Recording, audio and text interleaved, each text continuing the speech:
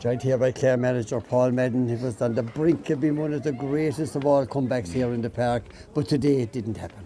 No, it didn't, and it was definitely a case of poor first half, better second half. We lost the game obviously still, so we're hugely disappointed with that because we still, even despite being 16 points down at the start of the second half, we still had chances to get something out of that game at the end. We did. But I would say that we were really annoyed, frustrated and disappointed with our first half performance, because after 12 or 13 minutes it was 4-4 against tough conditions, and we were in that game. And what frustrated us the most and disappointed us was that when they got a couple of scores, we kind of almost seemed to stand off a bit and drop our heads a little bit maybe, and the lads knew that at half-time, because we made them very aware of it, and they were aware of it themselves. So we always pride ourselves on getting stuck in, I suppose, is the simplest way of putting it, and working hard, and we didn't do enough of that in the first half. Now in the second half, to be fair, I thought we did, but we still made mistakes. We were trying to get at the scoreboard for a finish, obviously, so we were maybe forcing the issue a little bit. But I'd be very happy with the fact that we played a little bit closer to the Clare style of football in the second half than what we're accustomed to.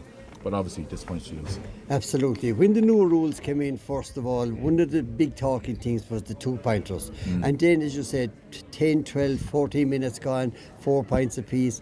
And Wexford then have been one of the top teams in the country with 2-pointers. And they showed us why then, because then they got 6 between there and half-time. Yeah. Crucial. Yeah, and one brilliant one in the second half from their goalkeeper from a free. And we finished up with 4 2-pointers, I think, in the second half, and probably had 4 or 5 other attempts that went wide, whereas I'd say most of their 2-point efforts went over. We knew that they were particularly strong at that. Again, at least what you want is a guy kicking for a 2-point under pressure and with contact, and for maybe 7 or 8 minutes of the first half there, I think they got 3 in the space of 2 or 3 minutes. There was no contact on the man. That's the disappointing part. They were a decent side. They were ahead of us on the table and score difference coming into today, so we knew, we had to play well. But I would still suggest that regardless of the league table, there's still huge amounts to play for next week. Sligo, and we have a Munster semi-final in 4 weeks' time here against the All-Ireland champions, and let's for jerseys now. It's the build-up.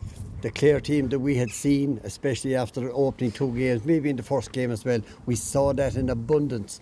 And I was watching you on the sideline, we were in the commentary, we were actually nearly playing that last 10 minutes of the game just to get those 2-pointers and get that victory, which would have been a magic moment in the park. Yeah, although I was probably trying to kick a few of them myself, even though it wouldn't be my forte. But and look, it would have been, I wouldn't say a fairy tale, but it would have been a serious comeback had we done it. But we haven't, and already we've moved on now. We need to just move on, park it, and focus on the trip to Sligo next weekend. Yeah, Sligo next weekend, always a tough venue, but a great preparation work for the big game here in 4 weeks' time. Yeah, and that's it. And you're not going to see any of us feeling sorry for ourselves. That's what I said to the players.